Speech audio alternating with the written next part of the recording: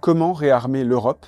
Comment tenir pendant la décennie de grande vulnérabilité qui s'ouvre? Vous le savez, nous avons changé de monde. La réorientation américaine vers le Pacifique, engagée bien avant Trump, s'accélère. Leur désengagement de l'Ukraine en est le symptôme le plus visible, et l'enjeu, pour les Européens, est aujourd'hui de changer de posture au plus vite. Pour les soldats français, cela signifie qu'il faut passer du désert saharien aux steppes d'Europe de l'Est, mais pas seulement. Les ennemis aussi changent. Ce ne sont plus des groupes de djihadistes, mais une armée solide, avec des matériels modernes. Il faut donc changer de format d'armée, oublier le modèle de force expéditionnaire pour devenir une armée de masse, être capable d'affronter la guerre de haute intensité, c'est-à-dire d'encaisser des pertes et de se régénérer. Cette semaine dans Le Point, nous explorons bien sûr ces problématiques, avec des infographies aussi, et nous vous présentons de manière percutante les rapports de force entre Européens et Russes, et les matériels dont nous pourrions décupler la production en Europe. Dans ce grand dossier, vous découvrirez à travers un reportage en Ukraine comment les soldats ukrainiens exploitent les drones et ne reculent plus dans le Donbass. Nous vous parlons aussi de 2 domaines sensibles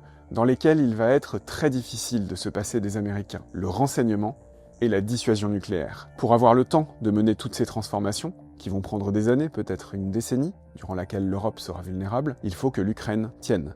Donc qu'on la soutienne dès aujourd'hui, car leur horizon avant d'épuiser les stocks de munitions américaines, ce n'est pas un semestre ou une année, c'est 15 jours.